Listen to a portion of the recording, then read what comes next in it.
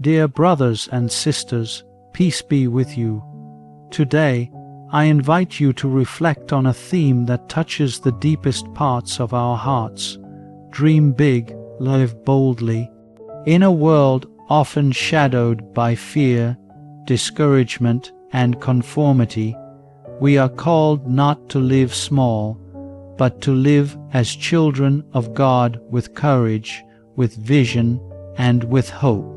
Dear brothers and sisters, before we begin this moment of reflection, I invite you to support this mission of light and hope by liking, subscribing, sharing with others, and tapping the bell to stay connected.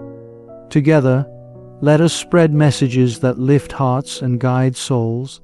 Each of us, dear brothers and sisters, is born not by chance, but by the loving will of a Father who knows us, who sees us, and who calls us by name.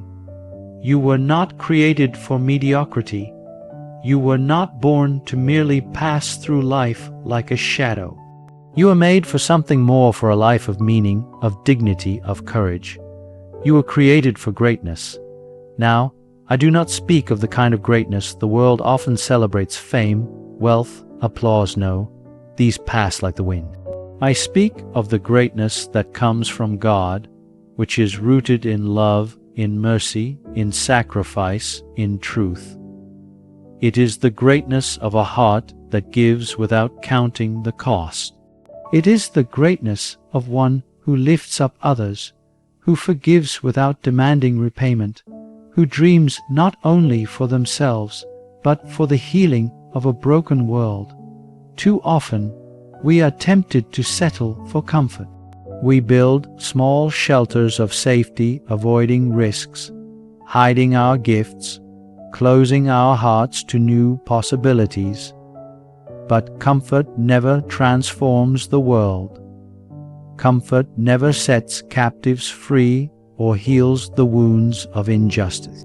Comfort keeps us still, but the Spirit of God calls us to go, to move, to act, to love, to serve.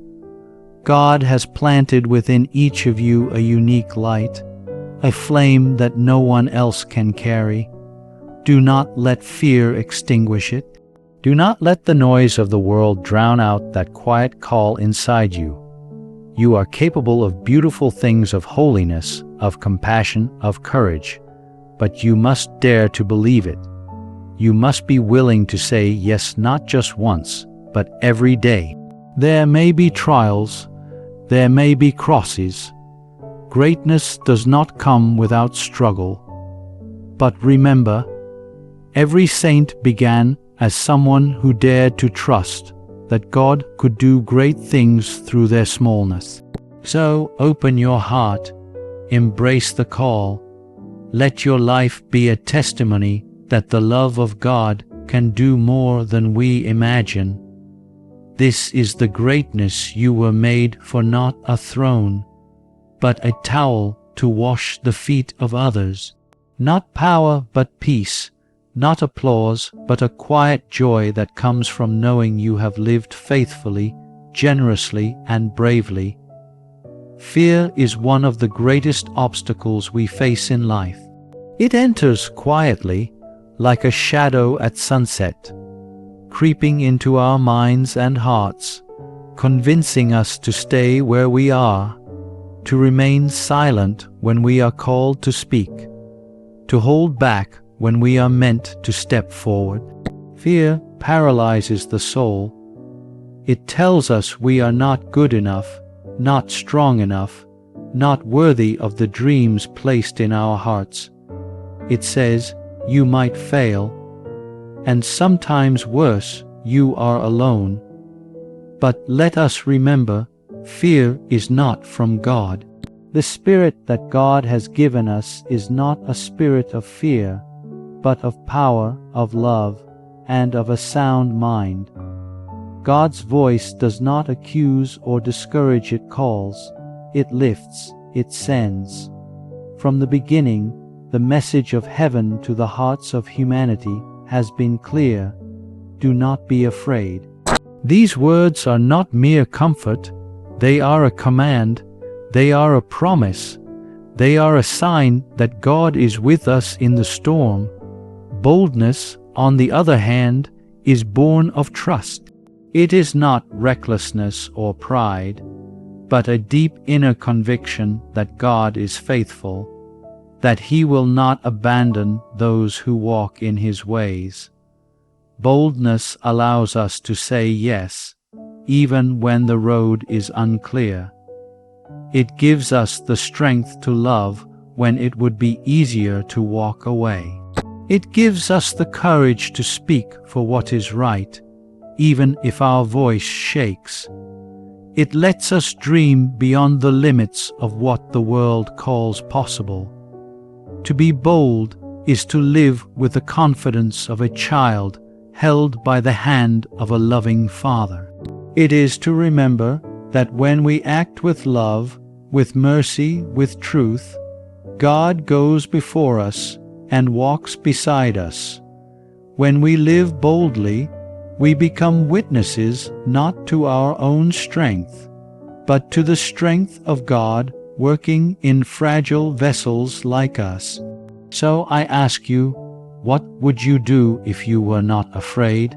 What step might you take today if you believed that God was already waiting for you at the end of the path? The world needs men and women who are not afraid to forgive, to begin again, to build bridges, to raise their voices for those who have none. The world needs bold souls who live as signs of hope. Let us not be held captive by fear. Let us walk in boldness, not because we are perfect, but because we are loved deeply, endlessly, faithfully by the one who called us into being. In life, we will stumble, we will make mistakes. At times, we will feel that we have fallen too far, that we have disappointed ourselves, others, or even God. There are moments when the weight of failure seems too heavy to carry, when a dream dies, a plan crumbles, or a relationship breaks. In those moments, we may be tempted to believe that our story is over. But my dear brothers and sisters, failure is not the end. It is never the end in the eyes of God.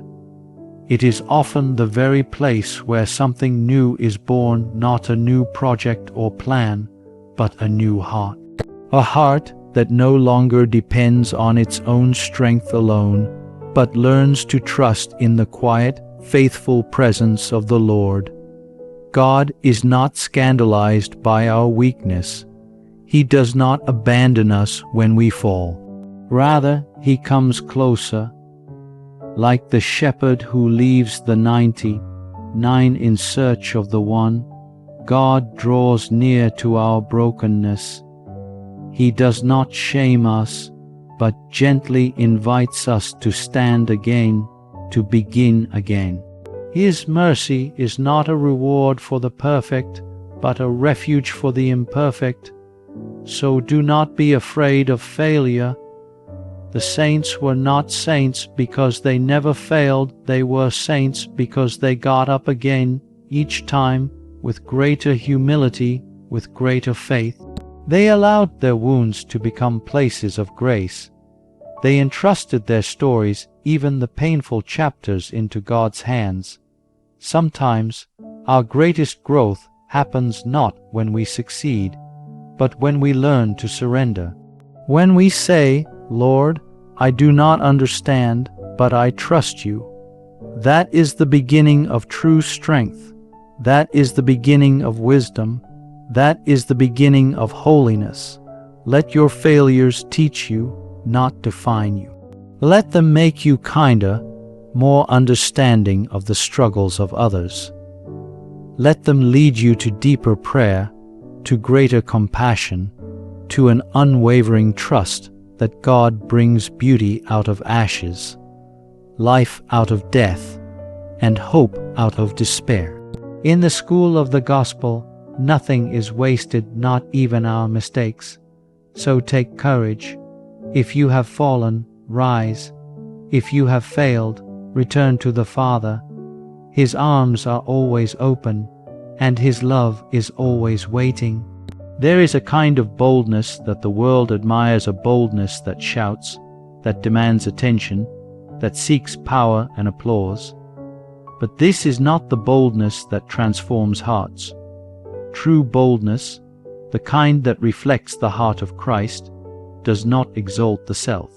It bends low, it serves, it listens, it loves in silence, in smallness, and in sacrifice. The boldness that comes from God is not loud or boastful. It is often quiet and hidden, like a mother waking early to prepare for her children, like a worker giving his best when no one is watching, like a young person standing up for what is right even when standing alone. It is a boldness that takes the risk of loving first, of forgiving quickly, of defending the dignity of every person, especially the forgotten and the poor. To live boldly is to say, I will not live for myself alone. It is to look at a world full of pain and not turn away. It is to hear the cry of the suffering and allow it to disturb our comfort. It is to get involved, to take action, to cross boundaries of indifference, and to say with our lives, you are not alone. The saints teach us this. Think of those men and women who left everything, comfort, wealth, even their lives, to serve the hungry, the sick, the broken. Their boldness was not for personal glory, but for the good of others. They were not concerned with titles or honors. They were concerned with the faces in front of them, the tired, the weeping, the wounded. And in those faces they saw the face of Christ. When we serve others with boldness, we imitate Jesus Himself, who knelt to wash the feet of His disciples, who embraced the leper, who dined with sinners, who gave His life for the salvation of many. This is the model of boldness we are called to follow, one that lowers itself in order to lift others up. So ask yourself, how can I use my voice, my talents, my hands to help someone else rise? Let your dreams not end with you, but flow outward. Let your courage become a gift to those who have none. Let your strength become a shield for the weak. This is where boldness becomes beautiful, when it forgets itself and becomes love in action. In a world that teaches us to build ourselves up, let us be bold enough to pour ourselves out. For in serving others we find our true strength, and in loving others we reflect the bold and humble heart of Christ. Every great story of faith begins with a simple word, yes. Not a yes born of certainty or strength, but one born of trust. A yes that opens the door to something far greater than we can imagine. A yes that allows God to enter and do what only He can do. The world today is full of noise voices that discourage, that distract, that offer easy roads and shallow comfort. But amid all this, the Lord still speaks. He still calls hearts to something more. He still invites us, each of us, to say yes, yes to love, yes to courage, yes to a life that makes a difference. Think of Mary, a young woman with no status, no power, no grand platform. And yet, when the angel came and asked her to take part in God's plan, she simply said, "Let it be done." That yes changed the course of history, not because she understood everything, but because she trusted the one who called her. Today, God looks at you not at your past, not at your limitations, but at your potential, your willingness, your heart.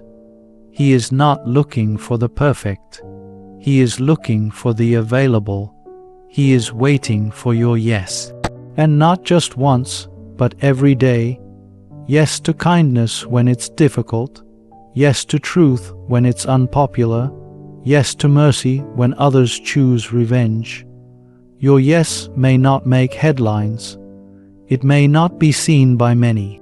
But make no mistake, it matters.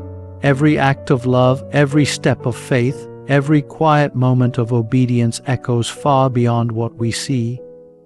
The world needs your yes because someone out there is waiting for your light, the light only you can shine.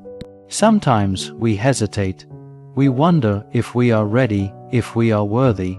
But the truth is, no one is ever completely ready.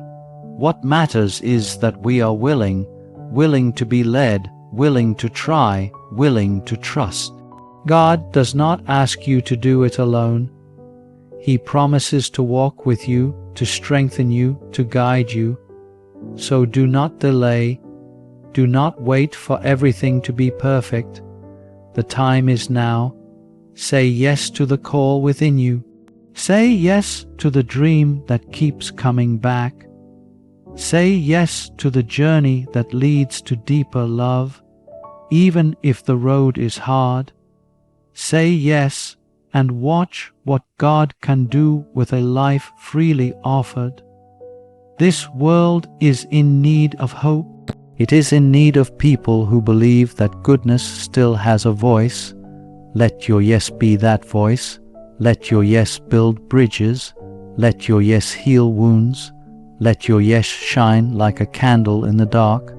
Because when you say yes, you become part of God's answer to the cries of the world. So, my dear friends, I say again, dream big, live boldly, not because of your strength, but because of God's faithfulness. Do not waste your youth.